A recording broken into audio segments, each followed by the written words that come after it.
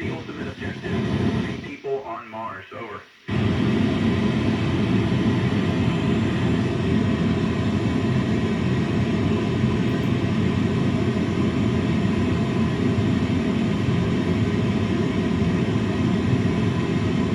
Samantha, the view from space definitely changes your perspective on where you see the cosmos. When you look down at the ground, you can see that, the Earth is gigantic, and we're a small part of it. You can also see that the Earth is teeming with life. It's alive. Everything around us, we're part of that one amazing place that's living and breathing. And so I see our place more connected with Earth than we ever have before. And it makes me realize that we need to be great stewards of our planet. Over.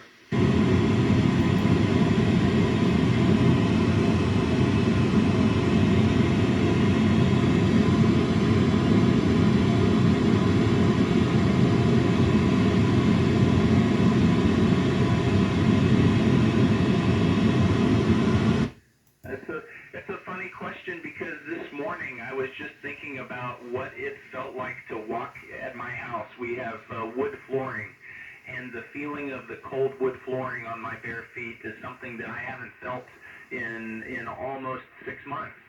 And I was just remembering that this morning, what that would feel like, and looking forward to, with anticipation, what it would feel like once I land in a month or so. Over.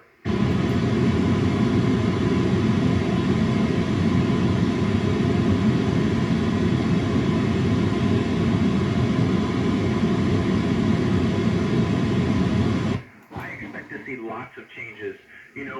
We're involving commercial partners more and more, and that's allowing more and more people to get involved with the idea of living and working in space. Right now, the space station, it's governments that are launching vehicles to the space station, and soon it's going to be commercial crews launching out of Florida, providing crews to the space station. And that commercialization is going to just broaden the number and the opportunities available for people to be involved. Over.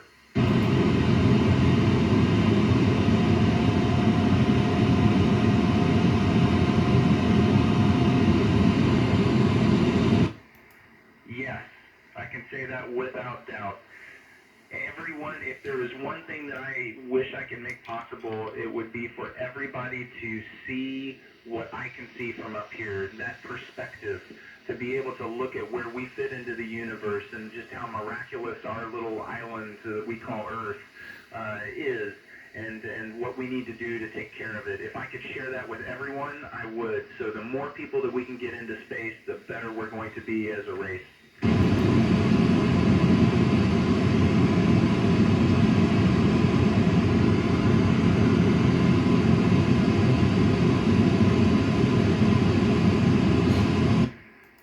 So space, what's it sound like? When I'm looking out the cupola, it's pretty quiet, and I can hear the hum of the space station, all the fans and ventilation, all the motors and pumps working, and it's like a low rumble that just goes as we coast through the vacuum of space. When I do a spacewalk and I'm in my own spacesuit, there's almost no sound, and I just hear the whirring motor of my ventilation moving air around inside my spacesuit. So space is a quiet place, and it's a great place to reflect. Over.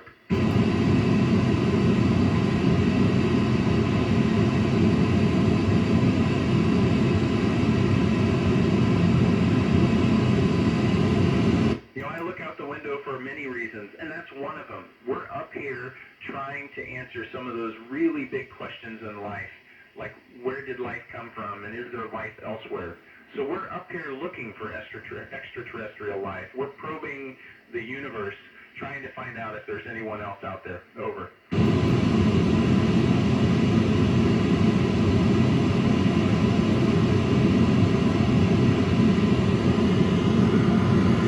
Indeed. Living without having to carry your own body weight has a lot of effects on you. So just to run through a bunch of them really quick. I lose bone mass because my bones don't have to support my weight. My muscle will go down as well. I end up growing, so my spine stretches a couple of inches.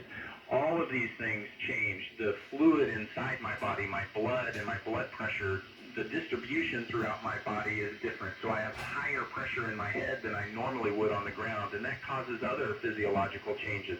So living in microgravity, our bodies have to adapt. And then we also do some things to try to counteract that. So we work out every day lifting weights and either riding a bike or running on a treadmill for 2 to 2.5 hours in order to counteract those negative effects. Over.